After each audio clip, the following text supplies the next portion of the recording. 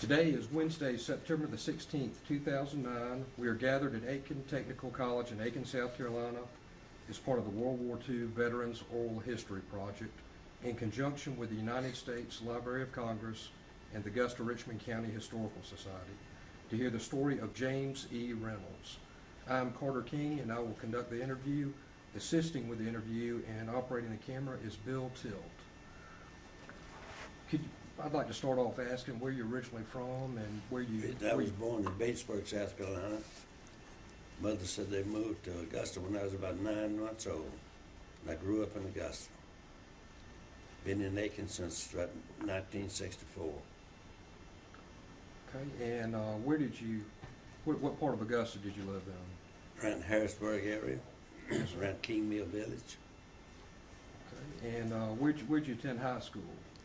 The Richmond Academy. And where did you have a job? Before I went in the service. Before you went into the service? I was a meat cutter. Worked at Brigham Grocery on Broad Street. 1700 block of Broad Street. Yes, sir. And when did you become, how old were you when you became a meat cutter? I was about 16 years old. Started working part-time after school. And I learned it from there. And what do you know about the war before you entered the service? What did I know about it? Yes, all sir. I know is the Japanese bombed Pearl Harbor. I was out on Ferry Street skating whenever I heard about on the news about it. Skating, went home, got my bicycle and went downtown and got the papers and started selling them. They went like hotcakes. I bet you ran out in a hurry. Right. Well,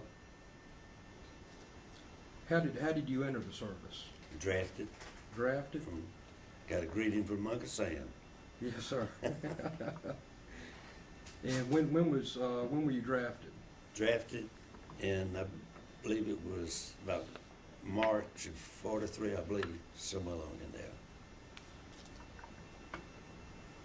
And where were you inducted? In Fort McPherson, Atlanta, Georgia. And how old were you at the time? 19. 19 years old. Just young. Just starting out in life. And where did you take basic training? Camp Joseph T. Robinson, Little Rock, Arkansas. But I wasn't there for just a short time. How long were you? Approximately maybe about 2.5 months. 2.5 months. And we was shipped out to Hawaii. That's where I took most of my training.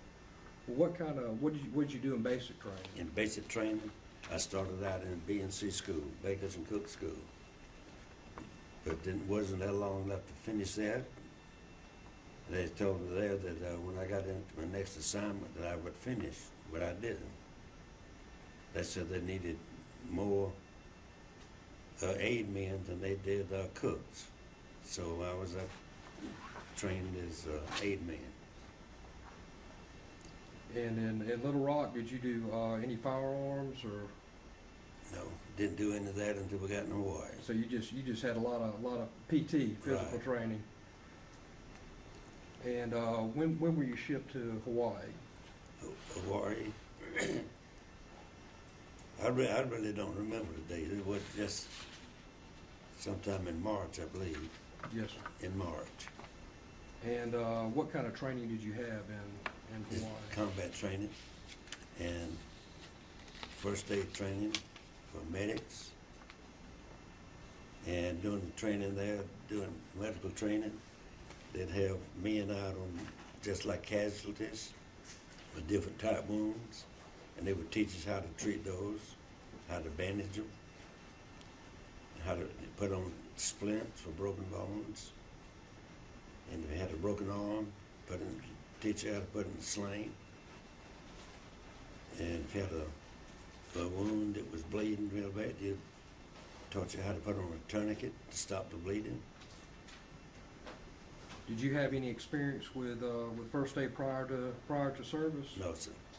So it was all completely new to you. Right, all new. And how long was the medical training? It went on for several months. I don't remember the length of time Yes. or nothing. Yes, sir. And this was in conjunction with your combat Right. training. Now, what kind of equipment did you carry as a We- medic? We carried medical pouches with different equipment things in them, like bandages. We had sulfur powder and morphine and a little tube of smelling salts.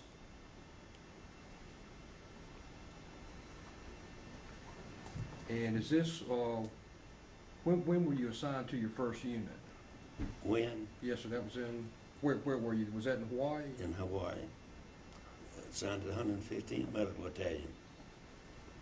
Company B, I believe, C or something. Okay. And were they attached to any particular infantry division? 40th Infantry Division. And can you tell me about some of your jungle training in Hawaii? Oh, boy, it was pretty rough. They would go out in the jungle, that we would have to use different type of weapons and learn how to shoot from the hip. We just really had infantry training along with our medical training. And we had to go out on patrols with the infantry. And what type of firearms? Well, we had 45 to start with, but they took those away and gave us carbines, 30 caliber carbines. Because you couldn't do much shooting with a 45. 45? Yes, sir.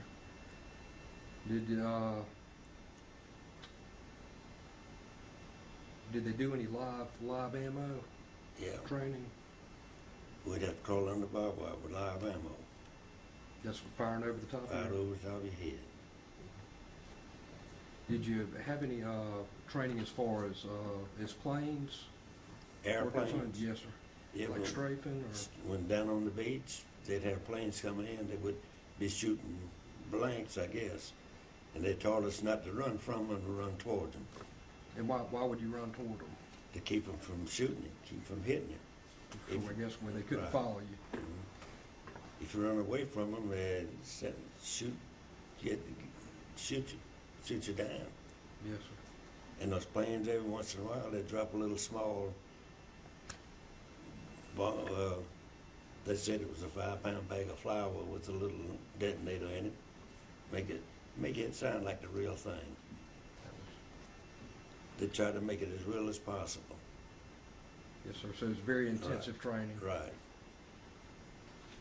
And what were you told about where you were eventually going to be shipped? Well, Yes, sir. we never did know where we was going till we got on the ship. When we got on the ship, they tell us where we was going.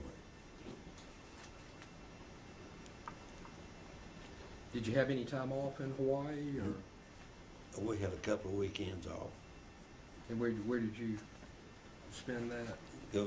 Had down in Waikiki Beach, they had a place called Fort DeRussie. Go down there, spend 2 nights and 3 days for $1.50. $1.50. 3 meals a day. Wow. Good food. Good food. Better than Better than what you got in service, yes. That's good. I know that was nice getting away. Prior Didn't have to worry about depart. making up your bed. You get up and go and someone make up your bed. Come back in the evening, ready to go. A little bit more relaxed. Right.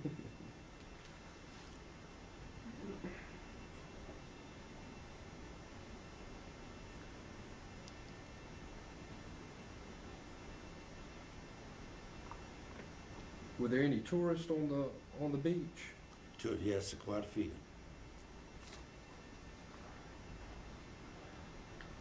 And how long? They placed you on the ship, and did they tell you going to the European theater or the Pacific or? Well, we knew we was going to the Pacific Pacific. when we left California. Okay. We knew we was going to the Pacific from California, but they didn't say where in the Pacific. And how long did it take you to reach your destination? About 8 days. How were the seas? The going over was pretty smooth going over. And I guess you did go as a unit? Yeah. And how'd you pass your time on the ship? On the ship, most of the guys play poker. Did you get good at playing poker? I never did play poker. I didn't bother with it. How- You get up on the deck, just watch, see all kind of things, watch the other ships in the convoy. Were you seasick at any time, or Yes, sir.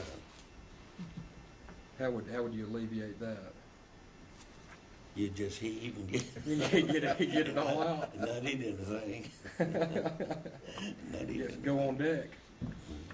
How was the food when you were feeling Food good? was good on ships. They fed the Navy real well.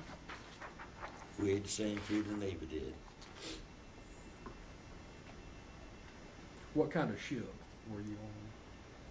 Well, the ship that I went over on was a converted cruise ship, USS Mazonia. I remember that. The ship name was USS Mazonia. Do you have any idea how many soldiers were No, on sir. there? It was packed. It was elbow to elbow. And where did you land? Land in Oahu, in Hawaii. Okay. And going over to the Pacific, where did you land? Going over the Pacific. Yes, sir. Well, that's where we landed. Left California. We landed in Hawaii. In Hawaii. Oahu. And then when you left Hawaii, We left Hawaii. When I left Hawaii, I went to Guadalcanal. okay. And from Guadalcanal, I went to Island New Britain. From Island New Britain, went to the Philippines. Yes, sir. And how long were you in Guadalcanal? Was there about three, 4 months. About 3 or 4 months. And That what was kind just of- more or less extensive training, getting us ready for what we was going into. going into. Yes, sir. And what kind of camp did you have in Guadalcanal? Guadalcanal, we had tents. Well, we arrived there, the CBs had been there for quite a while, and they had built up a place, and they had tents set up, and that's what we used there. So I imagine those were pretty nice. They were nice. And They how, had the floors up off the ground. wow. We got there in monsoon season when it was raining. Oh, good gosh. Were you allowed to stay in the tents, or did you have to move inland, or? No, well, after a while, we moved in, go out on patrols with the infantry. That's what they call a mop-up operation. Just to clean up the last holdouts. And when you're in Guadalcanal, did you still have your helmet with the cross? No, yeah, when we first got there, but before we left, we had to cover them up with olive green paint. And why'd y'all have to cover those up? The Japanese didn't recognize them. According to the Geneva Convention, they were supposed to recognize them and not shoot at them. But that was a target for Japs. So it was a high target of opportunity. And did you run into any resistance in Guadalcanal? No. And how many men would usually be on your patrol? Well, it depends. You'd maybe go out with 10, 15, maybe 20, 25.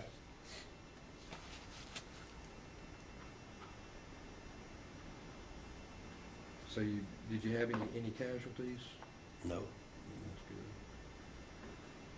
And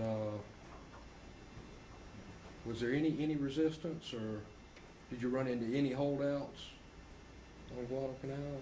Not in the group I was in, but there was some, they found a few. They're diehards, they wasn't going to give up, but they found they did. And they would have to, I guess they were dug in really well. Right.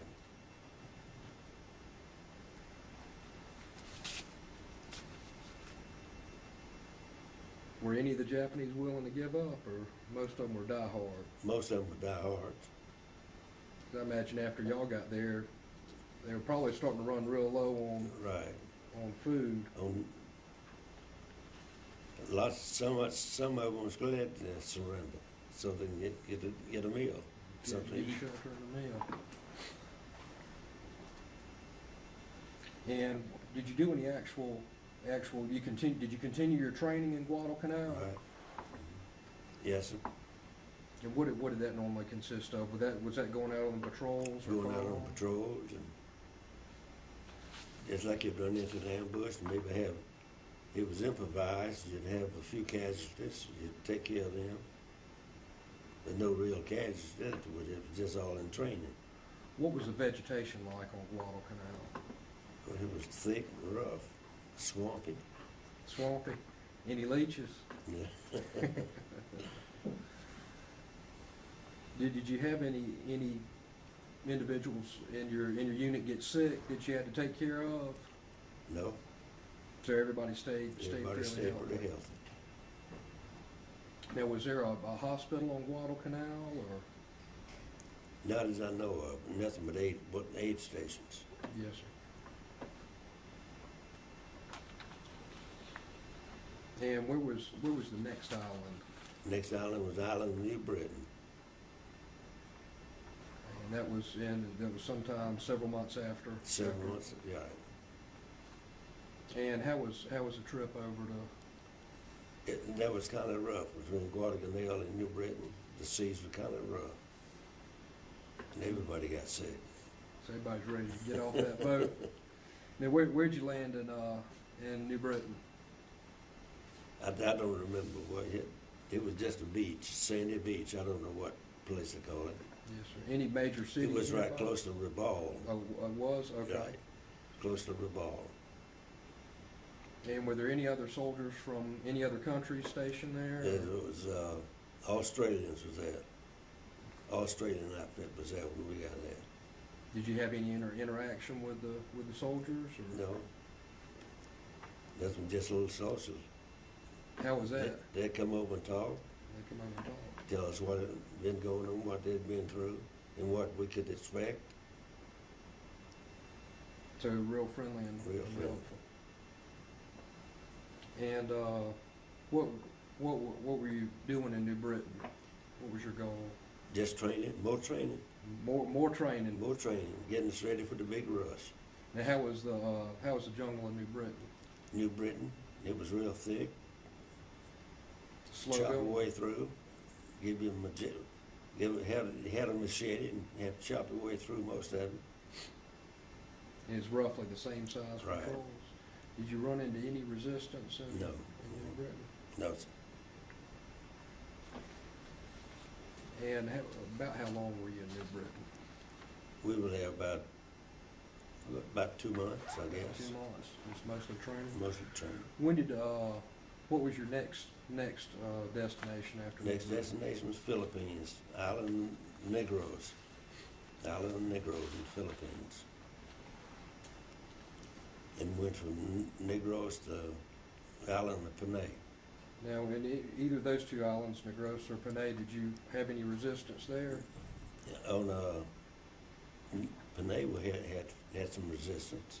Wasn't very heavy. Any casualties? No. And after, After that, we went to the big island of Luzon. and how long was that trip? How long was that trip? Yes. It wasn't just a couple of days because it wasn't too far. And the sea was pretty calm then. Did you ever see any Japanese aircraft? Yeah.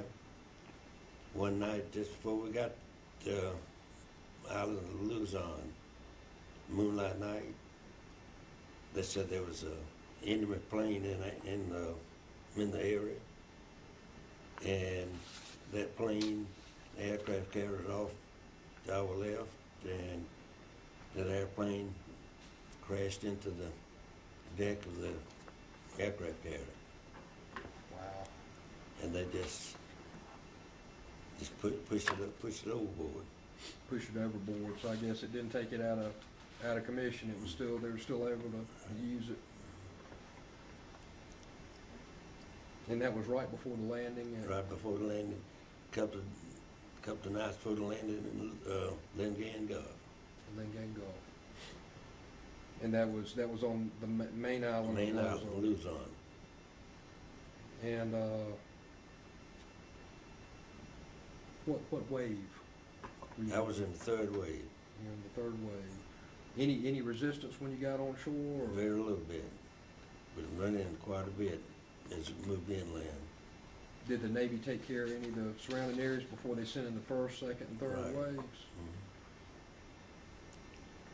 And when did you start seeing casualties? Casualties when hit the Zimbabwe Mountains, up in the Zimbabwe Mountains. That was rough going. The infantry tried to take that hill there and several hills in Zimbabwe Mountains. Couldn't do it, and they finally called in the Air Force. And when the Air Force got through with it, you could walk over it. You could walk over it. They And pretty well took care of it. Did you have any tanks? Oh yeah, we had tanks. When they called in the Air Force, had a aid station up on one peak, and several tanks up there. They was shooting those 105s over there, and the artillery was blasting. That didn't have no effect on them. Didn't have any. They were, guess they were really Really well dug in. They dug in like rats. Well, now what the Air Force or the planes couldn't take care of, how did the infantry go in and get the last mop Well, up? they called the infantry back off the hill until the Air Force got through. When the Air Force got through, the infantry started going up. Now, did the Japanese have any artillery? Yeah, we had artillery.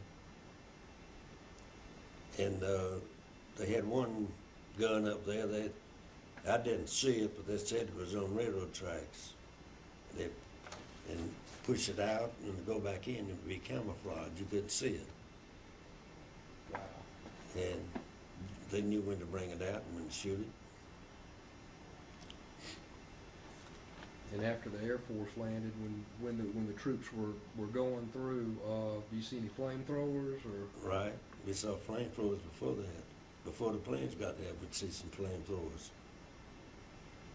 But after the Air Force finished with it, they'd go in and clean out the pillboxes, use flamethrowers. And that's when you said you started seeing a lot of casualties, right, in the Zimbabwe Mountains. Did you have litter bearers assigned to you, or were you responsible getting them to the aid station, or? Well, usually they had an ambulance up close, and you get it back to the ambulance, and the ambulance carry them back to the aid station. Okay. And where would they go after the aid station? They go back to what they call the clearing station, and when their seriousness of their wounds, they would go different directions. What type of casualties did you see? What type? Yes, sir. Oh, they shot up all kind of ways. I don't see how some of them live, but they pulled through it. And they had a hospital ship out in the bay where lots of casualties was sent to the hospital ship. Now, did your training in Hawaii prepare you for the taking care of the wounded? Right.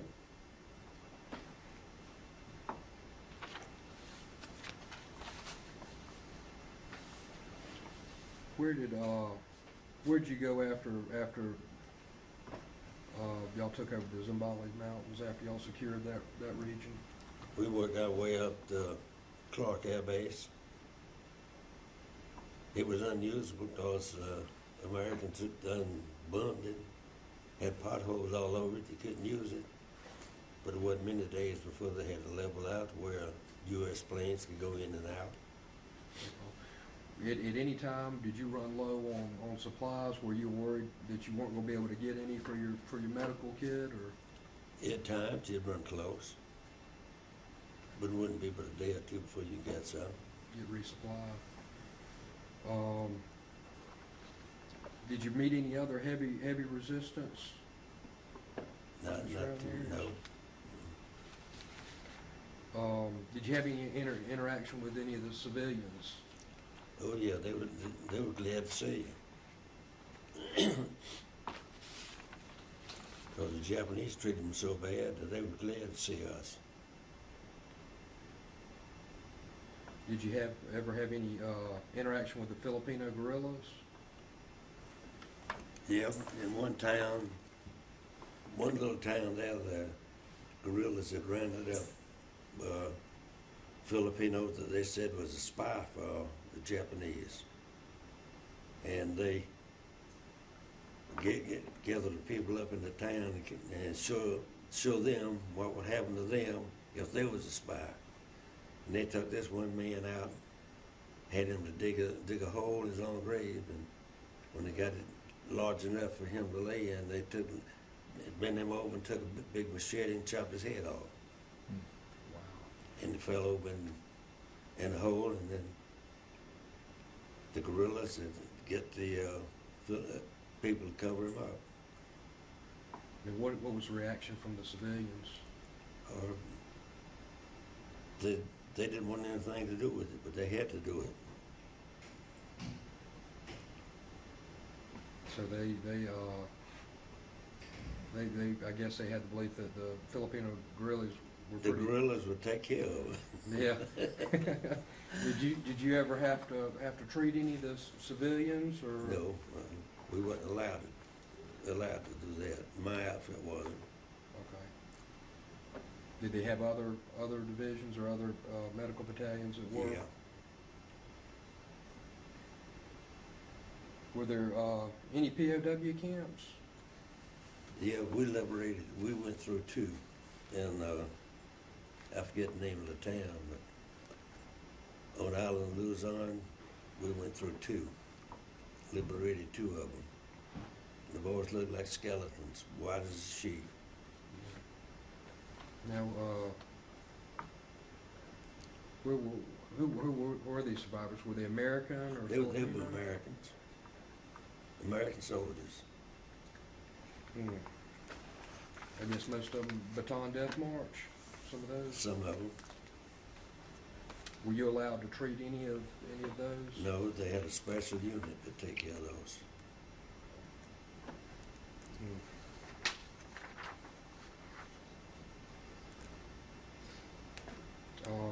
Did you have any other resistance? No. In the Philippines. When did you finally hear that Japan surrendered? When? It was sometime in August. And after they surrendered, we left there and went to Korea as occupational troops. What was the reaction from all the troops and yourself when you heard that Japan had surrendered? We was proud of it. Said we're going home. But it took quite a while to get home.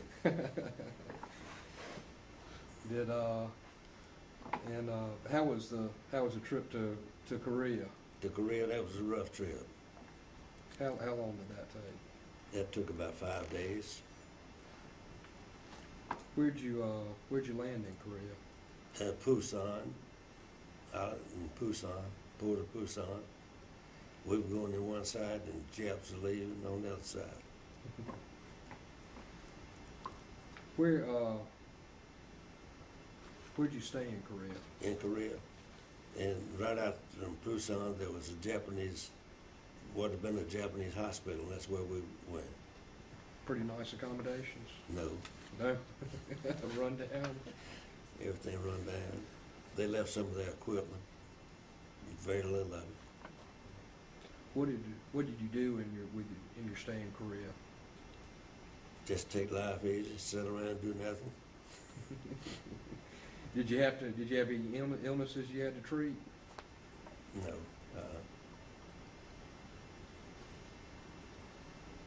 Did you ever have to do any inspection of the troops or give shots or? Yeah, we had, any time then shots come up, we always give shots to them. Did you treat any of the civilians while you were in Korea? No.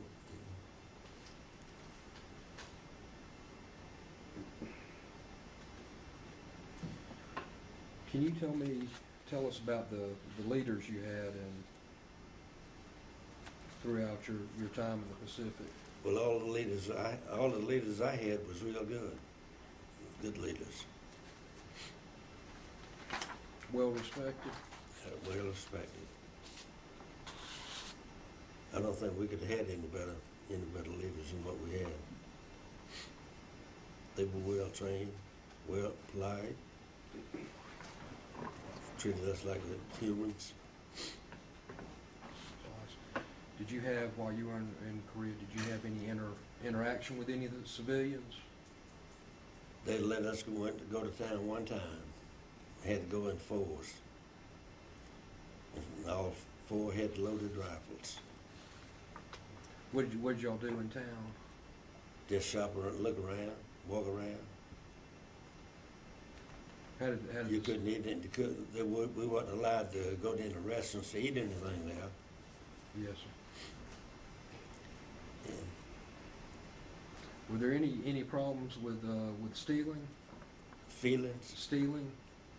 People taking any of your equipment, stealing supplies? No, we never did run into anything like that.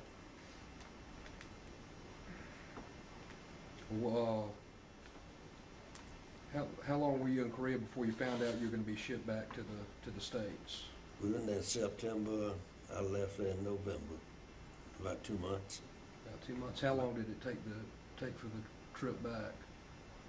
It took about 7 or 8 days, and that was the roughest ship ride I'd ever had. It was in a typhoon. Oh, And a typhoon, if you haven't been in one, you need to get in one. that you can see on television what typhoons do to these places around the sea. And everybody on that ship was sick. And we landed in Seattle, Washington is where we landed. Seattle, Washington.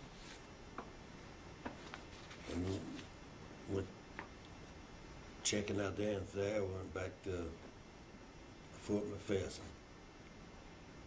Fort McPherson's where I got my discharge. What were your impressions when you first arrived back in the States? Oh, well, everybody was kind of excited, glad to get back to civilization, because we hadn't been in the civilization for quite a while. Now, how long was it before you were able to meet with your family? And December the 18th is whenever I met my family. Hadn't seen any of them for all those months, all those years I was gone. And that was the day you discharged, wasn't it? Right, did discharge. I never had any leave while I was in the States. Never did. So it was good to be back home. Right. What was one of the first things your mother did when you came home? Well, she grabbed me and squeezed me.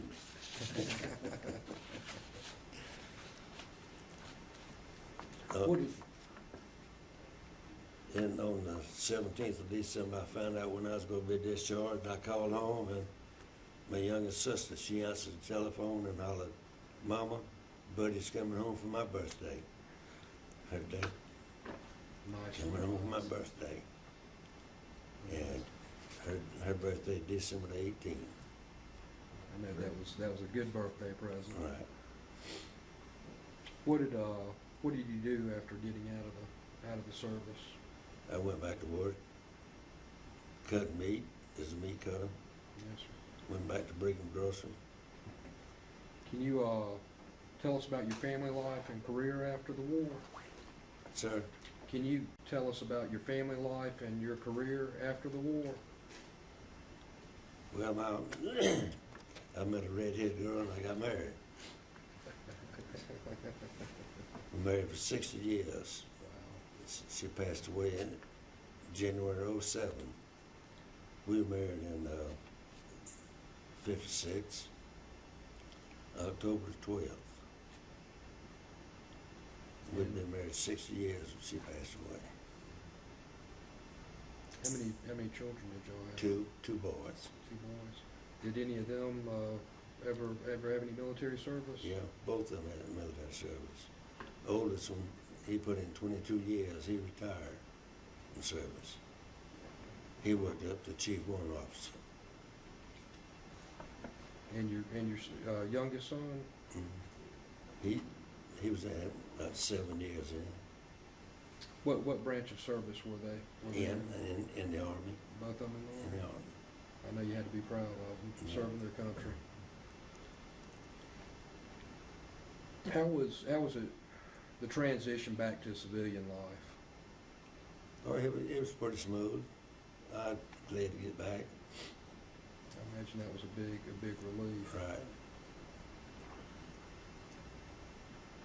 How did your experiences change you as a person from being in the Pacific? Well, made you appreciate things more, appreciate what you had back home. I wouldn't take $1 million for what I went through, and I wouldn't go back through it for $1 million. Have you ever attended any unit reunions or any veterans organizations? No.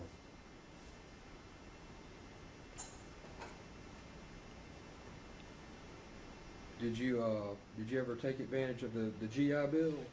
Yeah, I bought my first house through GI Bill. In fact, the one I'm living in now, I bought it through GI Bill. Is there anything else you'd like to tell us about your experiences? No, that's about it. What is the one thing that you think the country should remember about World War II? One thing, Yes. well, let's remember all the boys that gave their lives so that we could have freedom.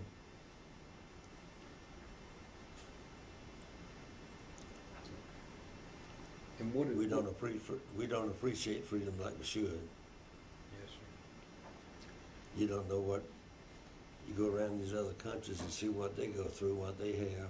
That's when you realize what we got back here. Other countries don't have what we have. We can't go out and express our opinion, feelings, and they can. Yes, sir. What is one thing you would like the younger generation to realize about your experiences through World War II? Well, to know that we went out and fought so they could have freedom. Hadn't been for the ones losing their lives, we wouldn't have the freedom we got today. Yes, sir.